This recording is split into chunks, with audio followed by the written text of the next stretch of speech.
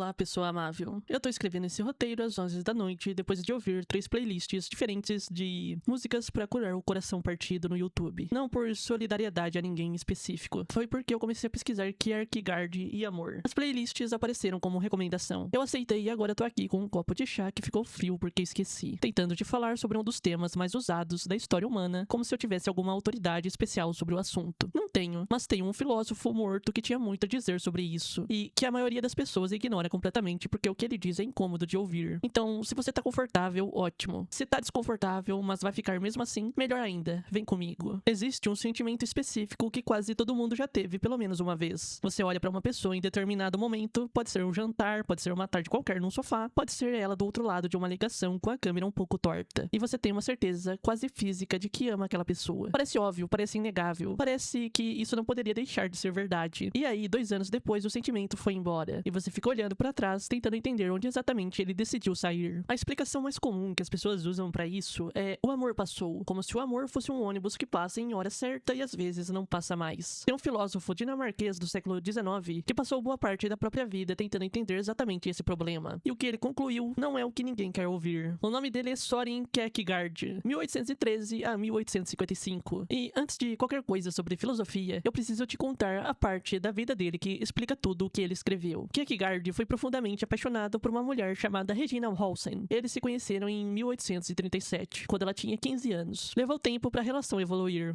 mas em setembro de 1840, ele declarou o amor enquanto ela tocava piano. Ficaram noivos, a família aprovou tudo certo. Em agosto de 1841, exatamente um ano depois, ele mandou uma carta com um anel de volta. Não teve nenhum evento externo que explique isso. Ninguém proibiu, ninguém interferiu. Ele decidiu sozinho. A razão que ele deu ao longo dos anos, em diferentes formatos, era que a vocação filosófica e o casamento eram incompatíveis, que não conseguiria ser o marido que ela merecia. Regine não aceitou, foi até a casa dele, ele não estava lá. Deixou uma nota embaixo da porta pedindo que ele não fosse embora. Kierkegaard carregou aquela nota pelo resto da vida. Ela depois se casou com outro homem. Os dois estão enterrados no mesmo cemitério em Copenhague, separados por poucos metros. E Kierkegaard escreveu por 14 anos seguidos até morrer, em parte tentando entender o amor de uma forma que fizesse o que ele havia feito ter algum sentido. O que saiu desse processo é uma das análises mais desconcertantes sobre amor que existem, e é o que eu vou tentar te passar nesse vídeo. Kierkegaard enxergava a existência humana em 3 estágios, não como degraus, que você sobe em ordem crescente de virtude, mas como formas completamente diferentes de se relacionar com o mundo e com as pessoas. O primeiro é o estágio estético, e não tem nada a ver com apreciar arte, apesar do nome. O estético é o estágio de quem vive no imediato, no prazer do momento, na sensação, no que é bom agora. O agora governa as suas escolhas. O futuro existe como ideia, mas o que move o sujeito é o presente e o que ele oferece. No estágio estético, o amor é uma experiência. Você ama a sensação de amar, ama o que aquela pessoa te faz sentir, o que ela representa, a versão de você mesmo que aparece quando está com ela. O amor é real, mas ele existe principalmente como estado interno seu. Kierkegaard escreveu um livro inteiro sobre esse tipo de amor, publicado em 1843, dentro de uma obra maior chamada Ou Isso ou Aquilo. Tem uma seção conhecida como O Diário de um Sedutor. O narrador é um personagem chamado Johannes, e o livro é o registro detalhado de como ele conduz a conquista de uma jovem chamada Cordélia. A coisa perturbadora sobre o Diário de um Sedutor não é que Johannes é cruel, é que ele é preciso. Cada etapa da conquista é calculada com uma tensão que beira o artístico. Cada gesto pensado, cada aproximação planejada, cada momento de tensão fabricado com cuidado. Cordélia é o projeto mais elaborado da vida dele. E quando ele finalmente consegue o que quer, quando ela está completamente apaixonada, quando o objetivo foi alcançado com perfeição, ele a abandona. Não tem crueldade explícita nisso, dentro da lógica do personagem. É que o prazer de Johannes estava no processo, na conquista, na antecipação, no movimento. Uma vez que Cordélia passou de desafio para conquista, ela deixou de ter o que tinha antes. O estágio estético só sobrevive onde ainda existe novidade. Pessoal, eu vou ser honesto. Eu achei o Johannes bastante antipático, mas acho que o Kierkegaard construiu esse personagem de propósito para gerar desconforto, não para celebrar esse modo de amar. O ponto que importa é esse. Kierkegaard está usando Johannes como radiografia do amor espontâneo, do amor como sentimento puro. E o diagnóstico é que esse tipo de amor tem um problema estrutural. Não é falso, mas é incompleto, porque depende inteiramente de algo que você não controla e que tem prazo de validade embutido. Somos primatas com sistema nervoso que evoluíram para responder à novidade com interesse e à familiaridade com indiferença crescente. Não é defeito de caráter, é biologia operando. A questão é o que você faz com isso quando tenta construir alguma coisa duradoura. Enfim, o segundo estágio é o ético. Aqui o amor muda de natureza. No estágio ético, você não ama mais pela sensação que te dá. Você escolhe amar. Você decide que aquela pessoa importa pra você e age a partir dessa decisão, mesmo quando não está sentindo nada de especial. É o amor que aparece quando você está cansado, quando a outra pessoa está irritante, quando a rotina engoliu boa parte da atmosfera que havia no começo. Parece que isso já resolve o problema, e de certa forma resolve parte dele. Mas Kierkegaard não para no ético. E aqui começa o que é genuinamente difícil de ouvir. O amor ético ainda é preferencial. O que isso significa? Bom, quando você escolhe amar alguém, mesmo com compromisso real e maduro, você ainda está escolhendo aquela pessoa específica porque ela é quem é. Você gosta dela, admira características dela, precisa do que ela te oferece. A história que vocês construíram juntos importa pra você. Não amaria uma pessoa aleatória da mesma forma. A escolha é genuína, mas ainda está baseada em algo que você encontrou especificamente nela. Kierkegaard chama isso de amor predileção, amor preferencial. Diz que é real e bonito, mas também diz que tem um problema que aparece quando você se pergunta: o que acontece com esse amor quando as razões por trás da escolha deixam de ser verdade? Pessoas mudam. A pessoa que você escolheu com 25 anos não é a mesma que vai existir aos 45. As características que te atraíram podem mudar, os valores podem mudar, a versão dela que você amou pode ter se transformado em algo diferente. Se o amor é baseado nessas características específicas, o que acontece com ele quando elas mudam? Não estou falando de algo hipotético, estou falando de uma das razões mais comuns pelas quais relacionamentos longos terminam. A pessoa que eu amei não é mais a mesma, o que é provavelmente verdade, mas a questão que Kierkegaard empurra pra frente é: e se a premissa fosse diferente desde o início? E se o amor não fosse baseado em características que podem mudar? E é aqui que ele publica em 1847 um livro chamado As Obras do Amor. E é aqui que a coisa fica incômoda de verdade. Em As Obras do Amor, Kierkegaard argumenta que o amor que não oscila, o amor que não depende do que o outro faz, sente ou se torna, só é possível como dever. Existe um capítulo no livro com o título Tu Deves Amar. Não você pode amar ou seria bom que você amasse, você deve. Antes que isso soe como um manifesto a favor de relacionamentos obrigatórios, não é isso. Kierkegaard está fazendo um argumento específico. Ele está dizendo que o amor baseado exclusivamente em sentimento é o mais frágil que existe, porque sentimento oscila sem avisar, você não escolhe sentir. Você acorda apaixonado, dorme tranquilo, acorda no dia seguinte sem sentir quase nada por razão nenhuma visível. Isso não significa que o amor acabou, mas se o amor for idêntico ao sentimento, então toda vez que o sentimento cai, o amor cai junto. Você está colocando algo importante na mão de uma variável fora do seu controle. O amor como dever não é ausência de sentimento, é a decisão de agir em favor do outro mesmo quando o sentimento não está presente. É tratar o amor como uma prática, não como um estado que você tem ou não tem. E tem mais uma camada que é a parte mais radical de tudo isso. Para Kierkegaard, o amor que ele está descrevendo não seleciona. Você não ama o próximo porque ele tem características admiráveis, porque te faz sentir bem, porque é agradável estar perto. Você ama o próximo porque ele é o próximo. Qualquer pessoa que aparecer na sua vida, com qualquer comportamento, qualquer história, recebe o mesmo amor. O amor cristão, que é a referência que ele usa como modelo, não tem critérios de seleção. Ele vai dizer que qualquer amor que seleciona, que escolhe amar alguns e não outros com base em preferência, ainda carrega uma semente de egoísmo, porque você está amando em última análise o que o outro representa para você, não o outro em si. A implicação é desconfortável. O amor romântico que a maioria de nós conhece, a paixão, o amor maduro e comprometido, tudo isso ainda é preferencial, ainda está baseado em escolha. E para Kierkegaard, isso é uma forma incompleta de amor. Não é falso, não é ruim, mas é incompleto. E aqui está o ponto que ninguém quer ouvir de verdade. A ideia de que amor real é aquele que você sente espontaneamente, aquele que surge sem esforço, que quando você tem que forçar é porque o amor acabou. Essa ideia provavelmente é uma das mais perigosas que existem sobre relacionamentos, porque ela cria uma expectativa que não vai se sustentar. O sentimento oscila, é da natureza do sentimento oscilar, e quando oscila, a conclusão imediata passa a ser que o amor acabou, em vez de entender que o sentimento oscilou e o amor ainda pode ser escolhido. Quantas pessoas boas terminaram relacionamentos no momento exatamente errado? Não porque o amor tinha acabado, mas porque o sentimento tinha diminuído, e elas confundiram as duas coisas. Eu não sei responder isso, mas a pergunta não sai da cabeça. Ok, esse vídeo ficou pesado, eu sei, mas vou ser honesto sobre uma coisa antes de fechar esse vídeo. Eu passei um tempo considerável tentando encontrar um problema no argumento de Kierkegaard, algum lugar onde ele forçasse uma conclusão que os dados não sustentam. Não encontrei, mas também não sei como aceitar completamente o que ele propõe, porque amor como dever, quando você tira o contexto filosófico e fica só com a frase, soa como uma sentença, soa como alguém te dizendo pra ficar num lugar onde você não quer mais estar porque você deve. E eu acho que tem uma distinção que importa e que Kierkegaard não explicita de forma simples. Tem diferença entre não me resta alternativa e eu decidi que essa pessoa importa pra mim e ajo a partir dessa decisão, mesmo quando não estou sentindo nada. A segunda é, paradoxalmente, mais livre do que o amor que depende do humor do dia. A primeira é basicamente uma prisão. Ainda não sei como fazer essa distinção no cotidiano. Acho que é uma das coisas que leva a vida inteira pra aprender. O que eu sei é que fui criado numa cultura que trata amor como sinônimo de sentir, que cair no amor é uma coisa que acontece com você, não uma coisa que você faz. Que quando o sentimento vai embora, o amor foi embora. E que isso possivelmente fez com que muita gente boa saísse no momento exatamente errado. Não sei se Kierkegaard fez a coisa certa com o Regine. Acho que não, mas acho que ele estava tentando entender o amor com uma honestidade que poucos de nós têm coragem de ter. E que no final das contas, 14 anos de filosofia sobre amor produzidos por alguém que nunca mais teve uma relação depois de uma carta e um anel devolvido é, no mínimo, o tipo de tragédia que merece ser levada a sério. Enfim, se você chegou até aqui e está sentado pensando em alguém específico,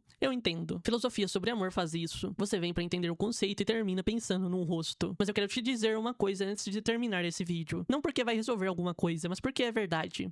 Porque amar é difícil, não porque você falhou em alguma coisa. É difícil porque é uma das poucas tarefas da existência humana que pede que você seja duas pessoas ao mesmo tempo. A que sente e a que decide. E essas duas nem sempre querem a mesma coisa no mesmo momento. Porque o sentimento oscila. E o amor pode continuar se você escolher que continua. Isso não é garantido, não é automático, não é simples, mas é possível. Porque talvez a parte mais corajosa de amar não seja o início, quando a sensação é boa e tudo parece fácil. Seja o momento em que a sensação diminui e você decide, de forma limpa e honesta, sem martírio e sem ilusão, que a pessoa ainda importa. E que decidir isso é possivelmente a coisa mais parecida com o amor de verdade que um ser humano consegue fazer. Eu ainda não sei bem como fazer isso, mas agora pelo menos tenho palavras pra entender o que está sendo pedido. Teimosia, ao que parece, também é uma resposta. O canal continua existindo porque as pessoas que passam por aqui decidem que ele vale alguma coisa. Se esse vídeo chegou em você de alguma forma, por favor, considere compartilhar e curtir o vídeo. Isso me ajuda muito com as visualizações e a continuar fazendo o material que vocês tanto gostam. Um beijo, bebam água e um cheiro cheiroso a todos.